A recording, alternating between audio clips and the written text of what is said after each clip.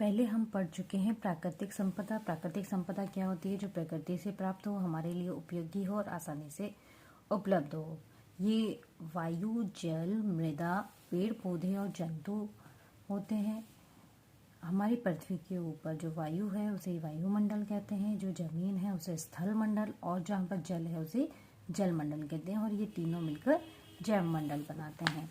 आज हम पढ़ेंगे वायुमंडल के बारे में। वायुमंडल के अंदर जो पृथ्वी है उसके चारों तरफ जो हवा का कवच है उसको वायुमंडल कहा जाता है। हमारे पृथ्वी के चारों ओर वायु का जो आवरण है उसे वायुमंडल कहते हैं।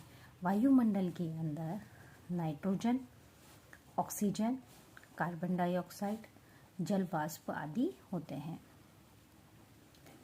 नाइट्रोजन लगभग 78% है, ऑक्सीजन 21% है और अन्य कम मात्रा में CO2, जल वाष्प, ओजोन आदि उपस्थित है।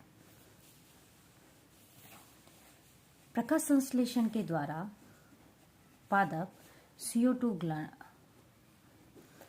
ग्रहण करते हैं और ऑक्सीजन रिलीज करते हैं, और जो एनिमल्स होते हैं वह ऑक्सीजन लेते हैं और CO2 रिलीज करते हैं। इस प्रकार एटमॉस्फेयर में CO2 और ऑक्सीजन का बैलेंस बना हुआ रहता है।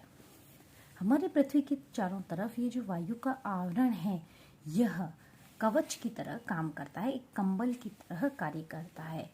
यह सूर्य से आने वाली विकिरणों को, जो ऊष्मीय विकिरण हैं, उनको अंदर तो आने देता है लेकिन पुनः बाहर जाने से रोकता है। अतः दिन और रात का तापमान लगभग बना रहता है।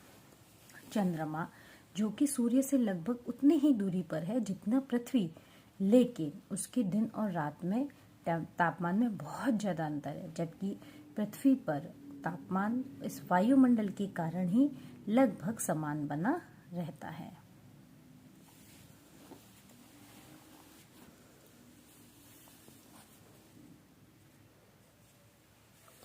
दिन में जब प्रकाश की किरण के कारण स्थल गर्म हो जाता है और यहाँ पर उपस्थित वायु गर्म होकर ऊपर उड़ती है, और जल जहाँ पर बहुत मुश्किल से गर्म होता है, मतलब कि जो स्थल है वह जल्दी गर्म होता है, और जो जल है, वाटर है, वह देरी से गर्म होता है।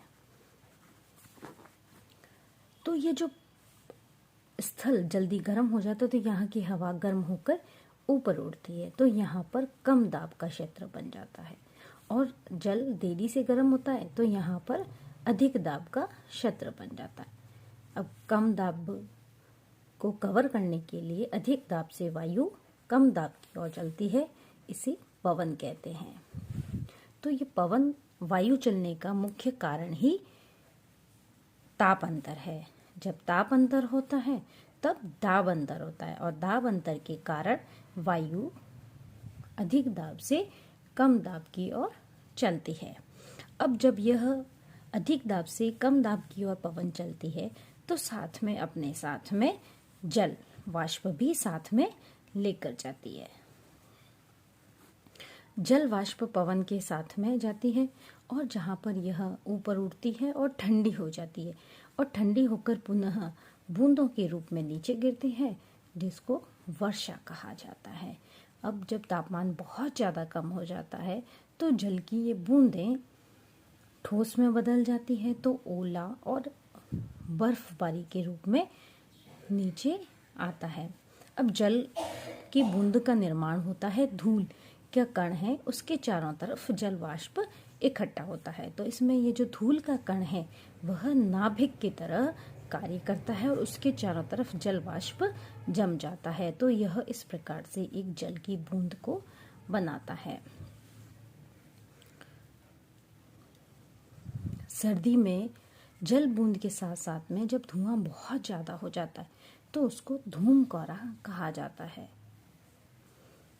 वायु प्रदूषण, जब वायु में अवांछित हानिकारक पदार्थ मिल जाते हैं तो उसे वायु प्रदूषण कहता है। यह अधिक वाहनों, फैक्ट्रियों आदि के कारण होता है।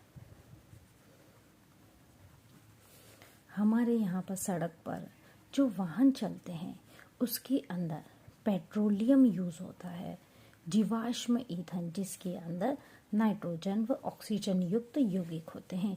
यह ईंधन के साथ में जलकर नाइट्रोजन व सल्फर के ऑक्साइड्स बनाता है। ये वर्षा जल के साथ में जुड़ जाता है और अम्ल बनाता है। इस प्रकार ये अम्ल नाइट्रिक अम्ल और सल्फ्यूरिक अम्ल नाइट्रोजन डाइऑक्साइड से नाइट्रिक अम्ल और सल्फर डाइऑक्साइड से सल्फ्यूरिक अम्ल, यह वर्षा के साथ में नीचे आता है। इसे अम्लीय वर्षा कहा जाता है।